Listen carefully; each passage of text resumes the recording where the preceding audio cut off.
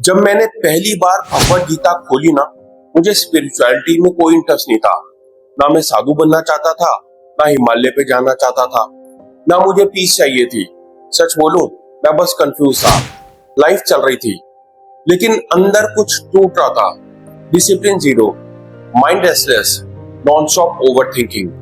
कभी motivation high तो कभी पूरा डेड। और सबसे डेंजरस चीज, मुझे खुद नहीं पता था कि प्रॉब्लम क्या है। आज के मॉडर्न वर्ल्ड में एक सेम प्रॉब्लम है। लोग डिप्रेस हैं, लेकिन रीजन क्लियर नहीं है। लोग एंग्शियस हैं, पर डेंजर विजिबल नहीं है। लोग थके हुए हैं, बिना कोई फिजिकल काम किए। और मुझे भी एग्जैक्टली वही हो रहा था। फोन स्क्रॉल करता रहता था, डोपामिन हिट मिलता था, टेम्पररी एक्साइटमेंट मिलता था, लेकिन रात को एक खालीपन आता था, और उस खालीपन को कोई भी रील नहीं भर पा रही थी। फिर एक दिन किसी ने ऐसी कैजुअली बोला, भगवत गीता पढ़। मैंने अंदर ही अंदर सोचा, ये तो एक रिलीजियस बुक होगी, इसमें श्लोक होंगे, ओल्ड फिलॉसफी होगी, मेरी लाइफ का इससे क्या रिलेशन। लेकिन फिर भी मैंने स्टार्ट किया, और ऑनेस्टली मैंने एक्सपेक्ट नहीं किया था कि एक 5000 साल पुरानी बुक मेरे दिमाग को इतना एक्सपोज कर देगी। क्योंकि भगवत गीता सिर्फ रिलीजन नहीं है, it is a psychological warfare against weakness. और ये बात मुझे बाद में समझ आई। सबसे पहला शॉक मुझे तब लगा जब मैंने देखा कि गीता की बिगनिंग मेडिटेशन से नहीं होती, वॉर से होती है, बैटल फील्ड से होती है, केओस से होती है, फियर से होती है। और अर्जुन, वो वीक नहीं था, वो वॉरियर था, एलीट फाइटर था, केपेबल था, लेकिन बैटल फील्ड के बीच में कोलैप्स कर गया। उसके हाथ कांपने लगे, माइंड कंफ्यूज हो गया, पर्पस ब्लर हो गया। और तब मुझे रियलाइज हुआ, मॉडर्न मैन भी एग्जैक्टली वही है। कैपेबिलिटी है, लेकिन क्लैरिटी नहीं। पोटेंशियल है, लेकिन डायरेक्शन नहीं। स्ट्रेंथ है, लेकिन कंट्रोल नहीं। और गीता वही सॉल्व करती है। आज का इंसान फिजिकली बैटलफील्ड में नहीं है, लेकिन मेंटली हर दिन बैटलफील्ड में है। Social media battlefield, comparison battlefield, career battlefield, relationship battlefield, identity battlefield. हर जगह वॉर चल रहा है, और सबसे डेंजरस वॉर तुम्हारे दिमाग में है। मैंने जब श्री कृष्ण और अर्जुन का कन्वर्सेशन पढ़ा, मुझे पहली बार लगा, ये बुक मुझे जज नहीं कर रही, ये मुझे समझ रही है। और फिर एक लाइन ने लिटरली मेरा दिमाग हिला दिया। श्री कृष्ण अर्जुन से कहते हैं, व्हाई दिस वीकनेस? ध्यान दो, वो सिंपैथी नहीं देते, वो विक्टिम मोड एनकरेज नहीं करते। वो ये नहीं बोलते कि it's okay, take rest forever. नहीं, वो बोलते हैं स्टैंड अप। और यहाँ मुझे एक ब्रूटल ट्रूथ समझ आया। मॉडर्न वर्ल्ड वीकनेस को नॉर्मलाइज करता है, मगर गीता वीकनेस को चैलेंज करती है। डिफरेंस समझो, आज सोसाइटी बोलती है डू व्हाटएवर फील्स कंफर्टेबल, मगर गीता बोलती है डू व्हाट इज राइट। और सही चीज ज्यादातर कभी कंफर्टेबल नहीं होती, इसलिए डिसिप्लिन रेयर है। मुझे लगा था गीता स्पिरिचुअलिटी सिखाएगी, लेकिन गीता ने पहले रिस्पॉन्सिबिलिटी सिखाई। श्री कृष्ण लगातार एक चीज बोलते हैं, कंट्रोल योर माइंड, क्योंकि अनकंट्रोल माइंड ही सफरिंग क्रिएट करता है। और ऑनेस्टली ये लाइन मेरे अंदर घुस गई, क्योंकि मुझे रियलाइज हुआ मैं दुनिया को ब्लेम कर रहा था, लेकिन मेरा अपना दिमाग ही मुझे डिस्ट्रॉय कर रहा था। Over thinking, lust, distraction, fear, validation, addiction, ये सब एक्सटर्नल प्रॉब्लम नहीं थे, इंटरनल एनिमीज थे। और गीता बार बार इंटरनल मास्टरी की बात करती है। एक और चीज ने मुझे डीपली हिट किया, अटैचमेंट। आज हम हर चीज से अटैच हैं, रिजल्ट से अटैच, लोगों से अटैच, अप्रूवल से अटैच, इमेज से अटैच।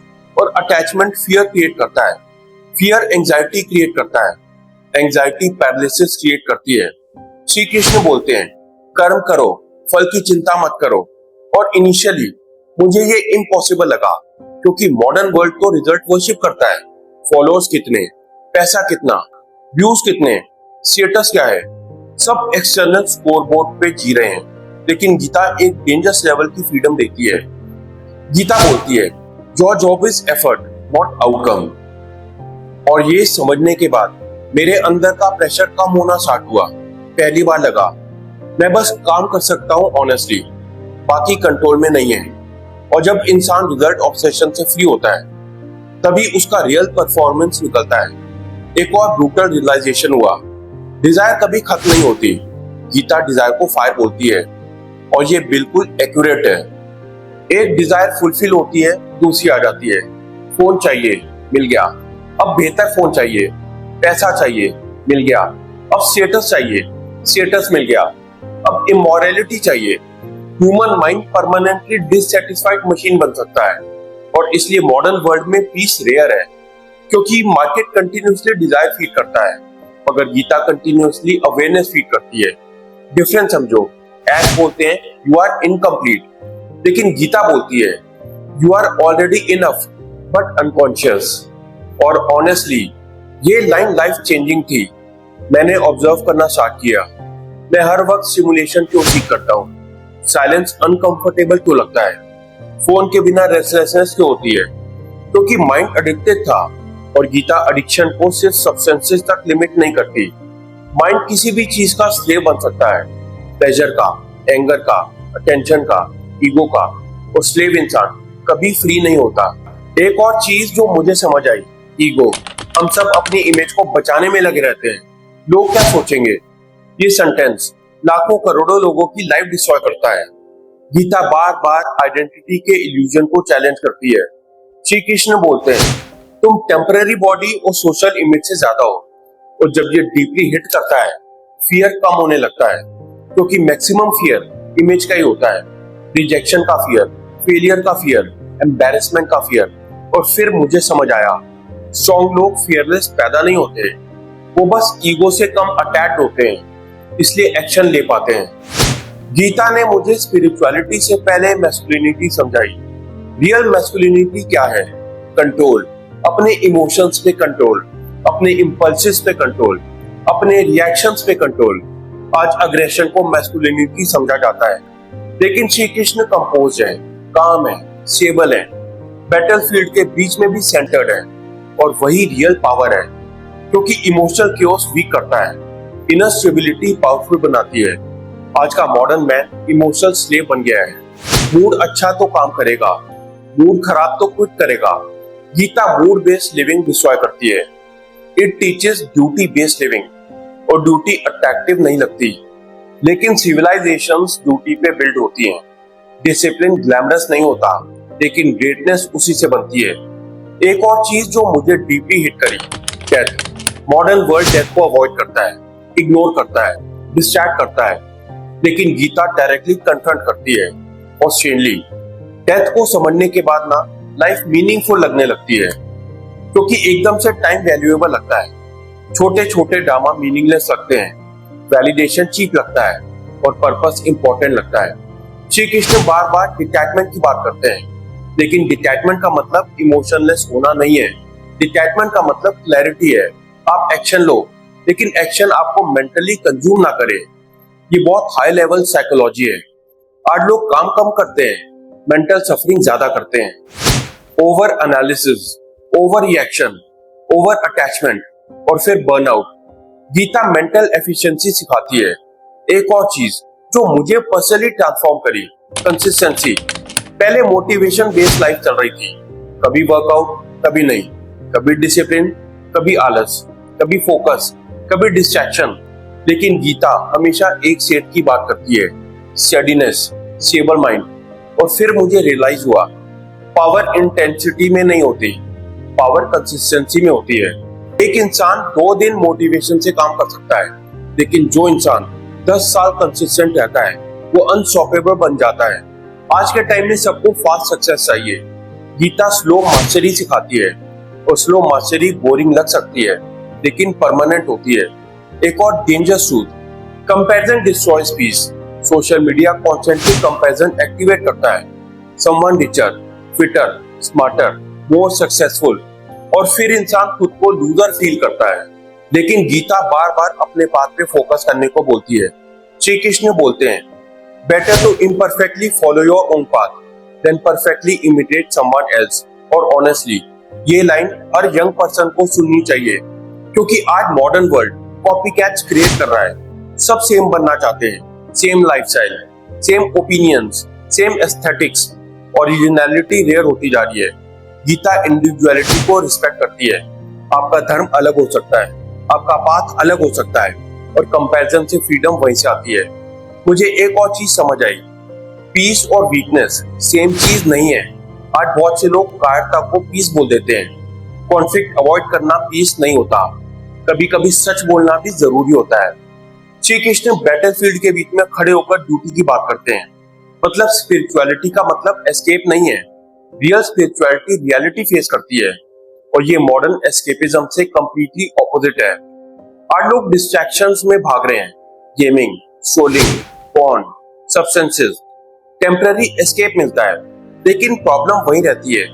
गीता एस्केप नहीं देती, कन्फ्रंटेशन देती है, और कन्फ्रंटेशन अनकंफर्टेबल होता है, लेकिन ट्रांसफॉर्मेटिव भी वही होता है। जब मैंने गीता रेगुलरली पढ़ना स्टार्ट किया, मैंने नोटिस किया मेरा रिएक्शन पैटर्न चेंज हो रहा है।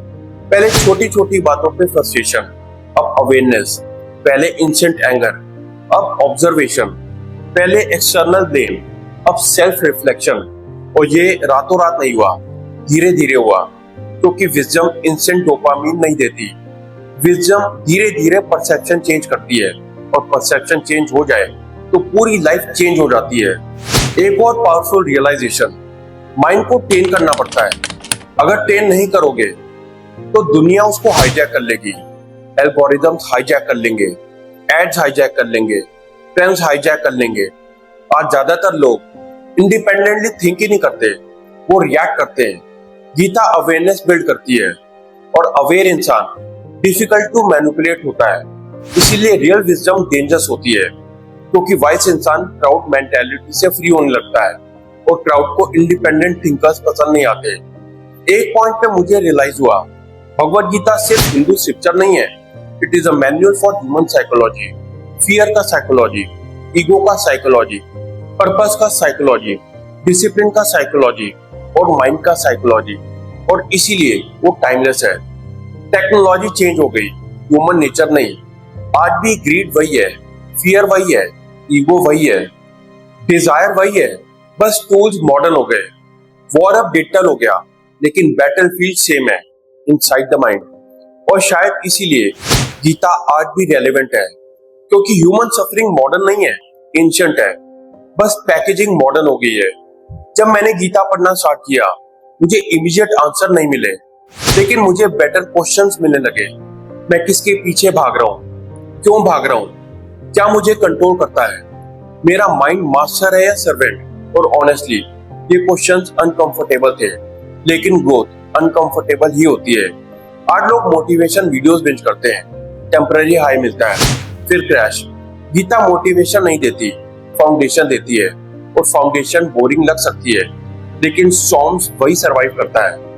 आज भी मैं परफेक्ट नहीं हूँ, ओवर थिंकिंग कभी कभी होती है, डिस्ट्रैक्शन भी होती है, डर भी आता है, लेकिन डिफरेंस ये है कि अब मुझे पता है माइंड को ऑब्जर्व कैसे करना है, और अवेयरनेस ही फर्स्ट फ्रीडम है। भगवत गीता ने मेरी लाइफ मैजिकली परफेक्ट नहीं बनाई, लेकिन उसने मुझे वीक विक्टिम माइंडसेट से बाहर निकालना स्टार्ट किया। उसने मुझे रिस्पॉन्सिबिलिटी सिखाई, डिसिप्लिन सिखाया, डिटैचमेंट सिखाया, इनर स्ट्रेंथ सिखाई, और सबसे इंपॉर्टेंट, उसने मुझे खुद से मिलवाया। इसलिए अगर आप भगवत गीता को सिर्फ रिलीजन समझ के इग्नोर कर रहे हो, तो शायद आप उसकी डीपेस्ट वैल्यू मिस कर रहे हो। Because at its core Bhagavad Gita एक बैटलफील्ड कन्वर्सेशन है, और बैटलफील्ड हर इंसान के अंदर चल रहा है। सवाल ये नहीं है कि वॉर है या नहीं, सवाल ये है कि आप अपने माइंड के स्लेव बनोगे या मास्टर, और शायद वही से रियल लाइफ स्टार्ट होती है। अगर ये वीडियो अच्छा लगा हो तो इसे लाइक और हाइप करें, शेयर करें, और चैनल को सब्सक्राइब करें। मिलते हैं मेरे अगले वीडियो में, तब तक अपना ख्याल रखें।